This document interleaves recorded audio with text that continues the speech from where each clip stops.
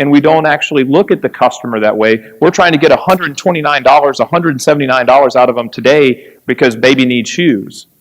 And we've got to start looking at it as a long time and a long-term relationship, and we have to invest in those relationships. Instead of being a taker, we have to be a giver. We have to invest in people, and that means our customers, our employees, and our families. And we've got to do that with our partners as well. So I would just encourage us to really look at ourselves in the mirror, understand who we are and where we want to go as individuals and as organizations and as a space collectively, and understand we can do more together than we can ever do apart. So choose your relationships wisely. Who is it that you want to partner with? Seek them out. Seek those that have a similar culture, similar character, and similar competencies, and partner with them and determine that you're going to walk on a path with them. And I believe that if we do that with transparency and integrity, then our customer relationships are going to be top shelf, and we're going to have a sustainable long-term business of serving people's needs. Yeah, very well put. We have about 5 minutes, correct? I want to get a couple questions in. And just real quick, there is going to be networking open to this room for the next hour. So hopefully you guys can hang out if you got a minute and answer some questions once we jump off stage. Be glad to. Yeah. Hi there. You just set up my question perfectly. You talked about, it's to the uBreakiFix gentleman. You talked about partnering and choosing who you want to partner with. I follow uBreakiFix with your franchise news, and it came across your founder talked about a partnership with Samsung. Can you elaborate on why that is, where are you going with that, for what you can share, and what reason Samsung would have seen you as an excellent partner? I believe that I'm going to punt that question over to Mike Babbar with Samsung, because it would probably, what we're doing is we're going into that relationship with open arms, and we're embracing that, and we've worked hard to build that relationship, and it's going to be more difficult to sustain that relationship because we have to now perform. But as far as details that are around that, I don't have my legal team with me today because I don't have a legal team. And so I'm going to punt that question over to Mike Babbar with Samsung. No, it's an exciting time to be in the industry right now. You've got OEMs partnering with the space. I don't think we're the only ones. There's a lot of work going on of trying different things in the field. I think we're quite excited about the different opportunities that exist within the industry right now. And I think we're not the only ones thinking and trying things differently, but we're super excited about partnerships, new ways of customer experience. And really, if you think about it, we make great products. And we want to make sure we have great service behind it. And I think we're going to do everything possible, and we're maniacal about it, around the customer experience. So we will partner with the right companies. We will design up the right journeys. We'll make sure companies have the right systems. I think overall we're going after the customer experience, and that's what the partnership's about. Any other questions? We have time for like 2 or 3 more. Anybody else? Yes, ma'am? First off, thank you guys so much for being here. So I'm newer to the industry, but as we work in retail, I guess my question is, we've all made the investment to be here, our organizations have made the investment to be here, so we obviously already care about that customer experience. It's something we already want to do. But in a retail space, which you've all had experience in, how do you trickle that down to someone who this is their part-time job, this is something that they do for 20 hours a week, but this isn't going to change their livelihood? How do you communicate the importance of that to someone who isn't as invested as we are? Yeah, and I think we're at an amazing stage on the retail side right now of just kind of getting that off the ground, really. I mean, I talk to guys all the time about, getting somebody at front of the house, dedicated front of the house employee, and the answer is always, the response to me is always, how do I ROI that?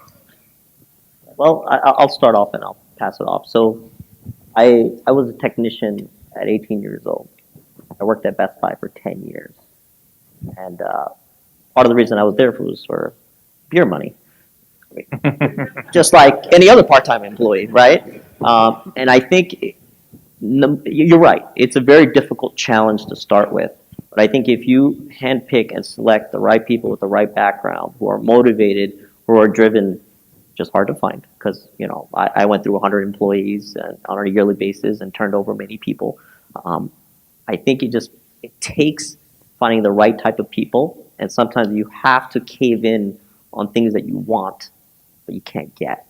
You may have to hire somebody who's inexperienced, doesn't know how to repair, but has the best social skills and experiences and is hardworking. And you take that and you make them who you want them to be. Instead, what we do today is we hire people who are 50% there. And what they end up doing is they output repairs and productivity and make you profitable in the short term. In the long term, you regret that decision. So I think it's better decision making up front, but there are people out there that care, for sure. Don't just take the warm bodies because you have an opening somewhere. And I think that's in all retail. We've all made that sacrifice, and we think, well, we've got to have somebody. Sometimes that somebody can do more damage to your brand than taking the time and positioning people in your stores the right way. And you do lose some business, but you're not damaging the brand. And I think that's where we've got to be slow to hire the right person up front instead of taking warm bodies.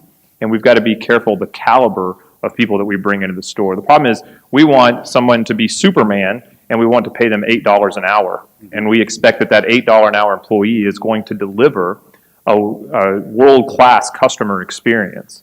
And the truth is they're going to walk business because they're getting paid the same no matter what. They're going to take the path of least resistance.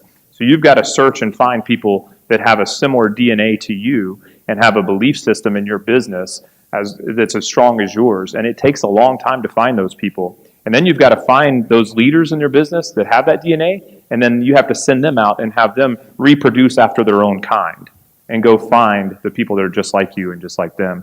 And I believe in hiring through networking.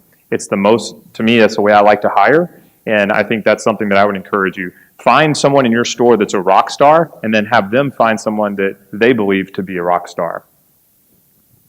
I want to jump in on this as the cynical one. And because the fact is all these guys are right. Your people are the absolute number one thing that matters, right? Your people are the people that interact with you.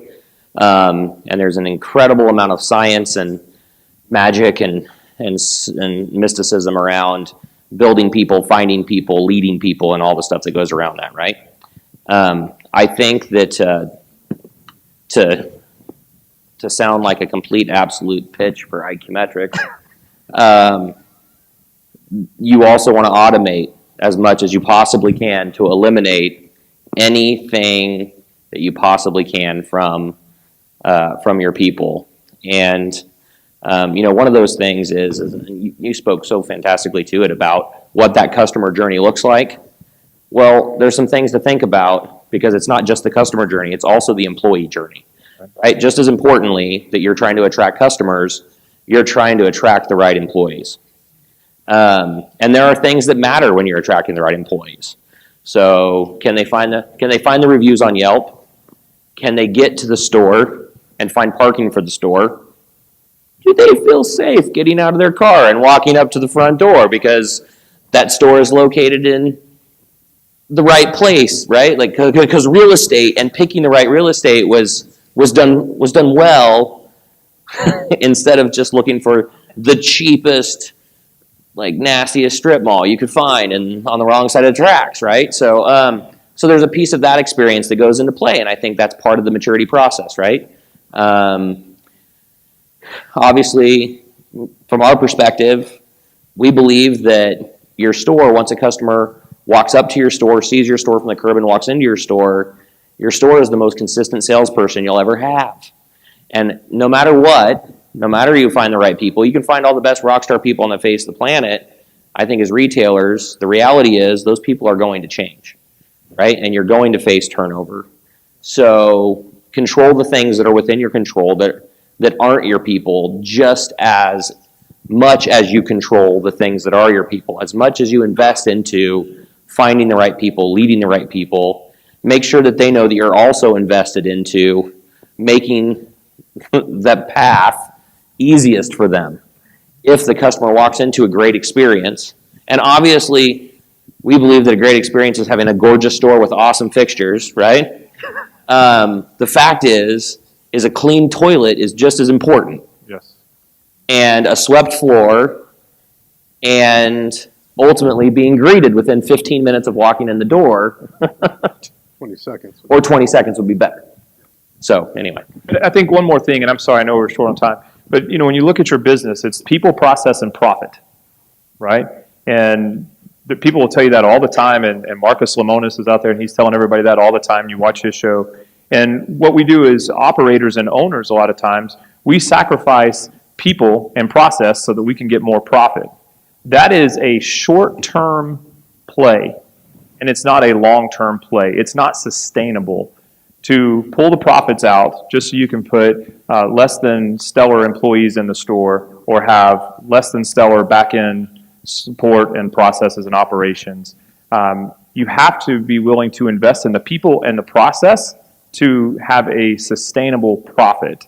And we've learned in our business, and I think Justin and the guys have done a spectacular job of investing money back into the people and investing into the processes and making sure that we do the right thing full of integrity in each interaction so that we have a sustainable business, even if that means that the margins are slim. Because then you can build the first thing that I spoke about today, which is that consistency throughout the network. So I would encourage you to think about those things when you're looking at hiring too, is am I going to have to sacrifice some of my profit to get the right people, to get the right processes? I'm willing to do that, and I'll always do that, because I believe long term, it gives you the ability to leave a legacy in your business. Final thoughts. Yeah, just real quick. In this, I'll revert back one more time to Stacy's fabulous presentation, but bullet point 3 was training, right? You're in an agile, dynamic business. The SKU mix of today is going to be different than in 6 months and in 12 months, right? So what's the training need and training plan to keep up with that SKU mix? And then, through GUI or gamification, there are unique ways to reach certain demographics to incentivize them to keep up with the training.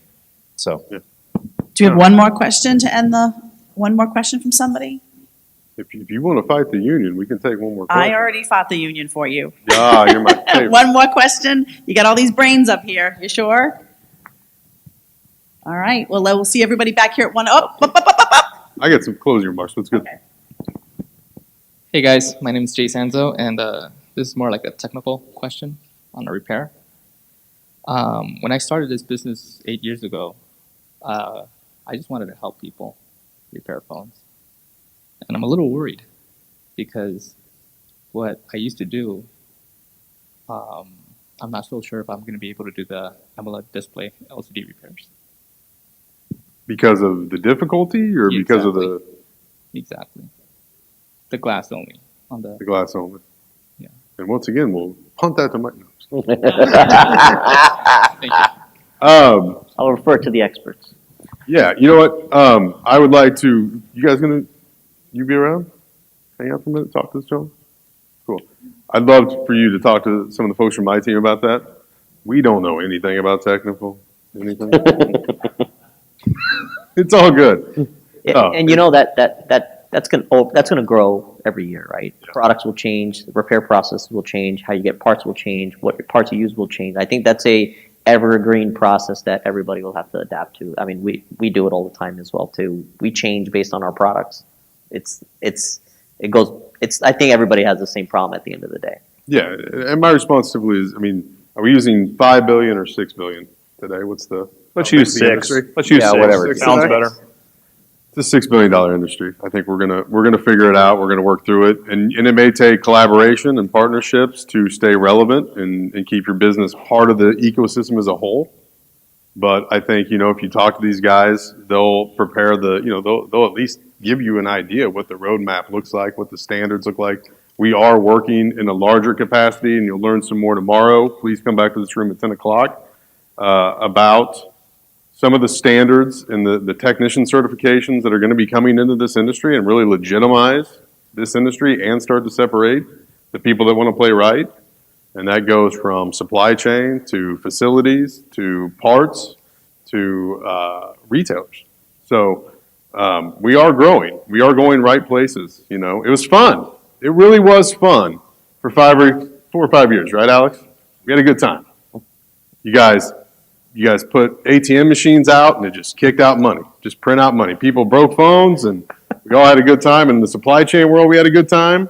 We had a lot of people looking to source parts because they went from sourcing, parts for PCs to overnight their customers had 20,000 iPads and they didn't know the first thing and where to get an iPad screen. We had a lot of fun sourcing those iPad screens. Had a lot of fun making money sourcing those iPad screens. So it's just all rapidly evolving. It's starting to come together. People with bigger minds, bigger money, bigger plans, bigger teams that we got to compete against. And so, you need to look about what your plan is over the next year, whether you join one of those teams. I mean, we're certainly always looking for great people, right? I mean, you hired me. Yeah. No, but I tease. So anyways, we got to get out of here. I'm going to close with thank you to these guys because it is, what I've learned about these guys over getting to know them over the years and some of them just this morning is it very much mimics your brand is super important to you, right? And that's what's so hard. Are you a control freak? Yes. We all would agree with that statement. And every one of these guys that I've gotten to know and talk to, that's the thing. You've been very transparent to me as you enter the repair space that you're not going to align iQmetrix with the wrong brand. You're not going to look stupid. You've made it very clear that Samsung isn't going to just take somebody because they've had a repair shop for 5 years. Because you're not going to look stupid. You're not going to chase people that don't want to realistically maybe spend money on something other than slat wall. Right. Right? Because that ultimately reflects your brand. We talked this morning, just because somebody calls you and says, hey, we want to convert to uBreak, you're not going to take them necessarily. Correct. Because it might not meet your brand. And when it came to me making a decision on what I was going to do next in life, my reputation is my brand, essentially. I don't have a store, I don't have a brand, I don't have a company. I was a shady consultant, broker, whatever you want to call me. But my reputation means the world to me. And I don't like looking stupid. And I've grown my reputation, my brand, by when I tell you I'm going to do something, I'm going to do it. And people behind me might not like that. Emily Zanger, who's been with me for about 5 years, can attest to that. It's going to get done. And these guys get things done. And that's why I said yes to joining AGiRepair. And look forward to introducing you guys to my new reputation, my new brand. And I look forward to you guys getting the time with some of these folks. And thank you so much. I really do appreciate you guys hanging out with us. I feel like you all were watching, and I didn't have to take everybody's phone. Let's give Casey a round of applause. All right, and let's give these gentlemen a round of applause.